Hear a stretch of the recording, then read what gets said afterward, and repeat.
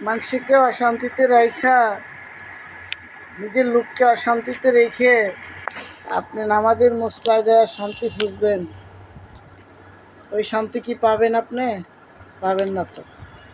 কারণ ওখানে শান্তি পাঁচ সন্তানের সম্পদ এক সন্তানকে দিয়ে নিজে ভালো থাকতে চান, আর চার সন্তানকে ঠগাইয়া আপনি জান্নাতে যাইতে চান, নামাজ পড়েন, নামাজের মসলায় পড়ে কান দেন, আপনার এগুলা কি কাজে লাগবে? লাগবে না তো। উপর আল্লাহ বলছে তোমার 5টা সন্তান থাকলে তুমি ওই 5টা সন্তানকে খুশি রাখো।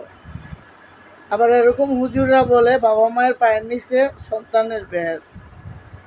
সন্তানের ব্যাস সব সন্তানই জানে, কিন্তু ওই বাপ মারা যদি সন্তানের প্রতি কর্তব্য না করে, আর ওই সন্তান যদি তার বাবা মার প্রতি কর্তব্য পালন না করে, তাহলে কি জান্নাতের আশা করা যাবে?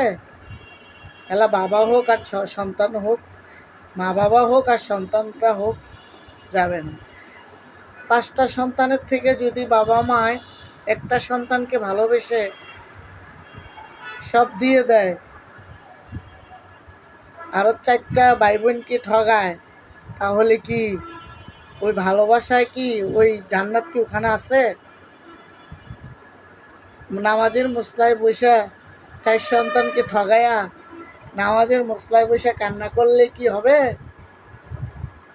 আমি একজনের মনে কষ্ট দিলাম, নামাজের মসলায় বসে কান্না করলাম, আল্লাহর কাছে মাপ চাইলাম, হবে? আল্লাহ বলছে তুমি যাকে কষ্ট দিছো তার কাছে তুমি আগে মাপ চাও, আমি তো তোমাকে এমনি। নামাজের মসলায় বসে কান্না করলে হবে? জান্নাত পাওয়া যাবে ওখানে?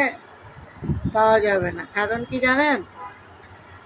5 সন্তানকে ভালোবেসে আপনি যদি 5 সন্তানকে ভালোভাবে দিতেন, 5 সন্তানকে যদি 5টা অল্প সম্পদ আপনার আছে 5 জনকেই বুঝাইয়া দিতেন, তাহলে আপনার 5টা সন্তান আপনার পায়ের নিচে ভেস থাকত। আপনি যে ছেলে মেয়েদের প্রতি অবিচার করলেন আর একটা সন্তানকে দিয়ে গেলেন, আর বাকি সন্তানগুলোর প্রতি অবিচার করলেন, তাহলে কি আপনি জান্নাত খুঁজেন না জাহান্নাম খুঁজেন? আপনি ভালো কাজ করে গেছেন না খারাপ কাজ করে গেছেন? এগুলা না বুঝে শুনে যদি 5টা 10টা সন্তান থাকে, সবাইকে এক সমানভাবে দিয়ে যাইতে হবে।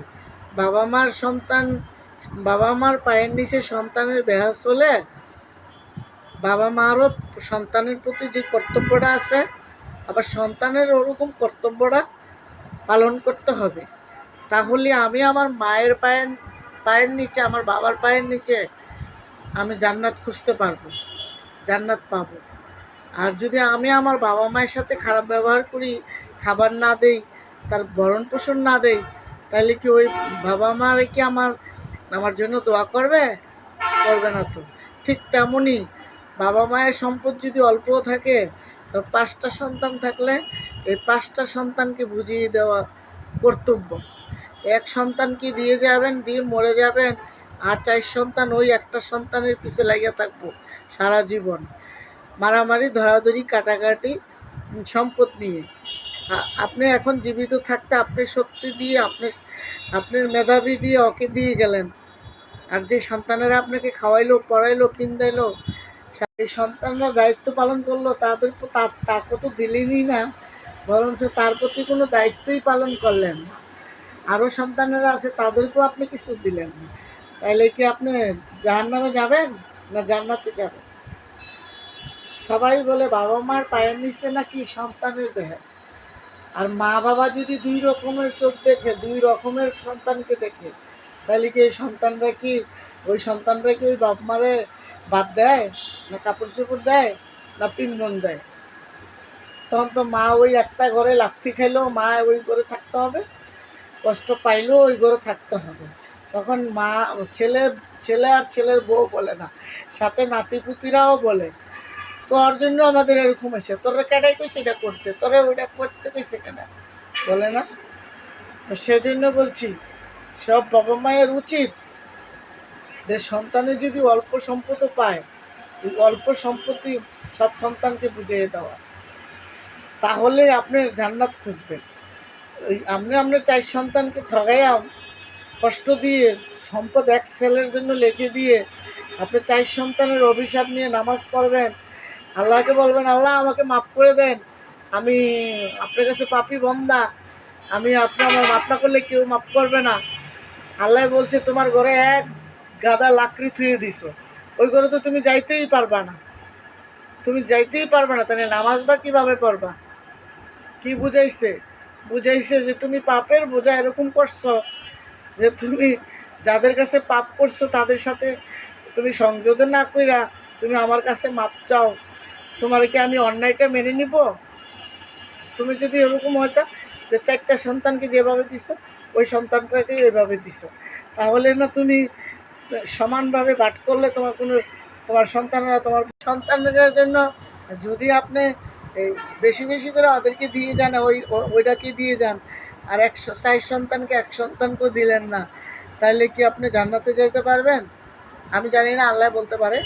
এটা আমি বললাম আর কি, যে কষ্ট থেকে। কিন্তু আমি আপনাকে বলতে চাই, মা সবাই সবার সন্তানের জন্য কান্দে, কিন্তু আমি আপনার কাছে কালাম হয়ে গেলাম কেন? আমি বেশি খাওয়াইছি বলে, বেশি পড়াইছি বলে, বেশি দিচ্ছি বলে, বেশি ভালোবাসছি বলে, বেশি কাছে টানছি বলে? ঠিক বলেছেন। যে সন্তানরা সবাইরই দেখাশোনা কম করবে, কম খাওয়াবে, কম দিবে, দায়িত্ব কম করবে, সেই মানুষগুলাই ভালো। তার পিছনেও শত্রু থাকে না, সামনেও শত্রু থাকে না। আর যে বেশি খাওয়াবে, বেশি পড়াইবো, বেশি দিব, বেশি আদর করব, যত্ন করব, সেই মানুষটাই লাস্টে শত্রু হয়ে দাঁড়ায়। তাকে কখন কোথায় যায় আর কখন কি করে ভালোটারে খারাপ বানায়, তাকে দোষী বানায়। যাই হোক বন্ধুরা, দেশ ও দেশের বাইরে প্রবাস থেকে যারা আমার ভিডিওটা দেখছো তাদেরকে হাজার হাজার সালাম। তোমরা দেশের জন্য অনেক কষ্ট করো, ফ্যামিলির জন্য অনেক কষ্ট করো, ফ্যামিলি ভালো থাকার জন্য অনেক কষ্ট করো। তোমাদেরকে হাজার হাজার সালাম। আমার সালাম দিলেও তোমাদের শেষ হবে না। তোমরা এত কষ্ট করো, এত কষ্ট করো, যে প্রবাসে গেলে নাকি কেউ 4টা ডাইল ভাত খাওয়ানোর ব্যবস্থা করে দেয় না, নিজেরটা নিজে করে খাইতে হয়। যাই হোক, আল্লাহ তাআলা তোমাদেরকে ভালো রাখুক। আমাদের ফ্রেন্ড ফলোয়ার যারা আসছো, আমার চ্যানেলটা সাবস্ক্রাইব করে দিবা।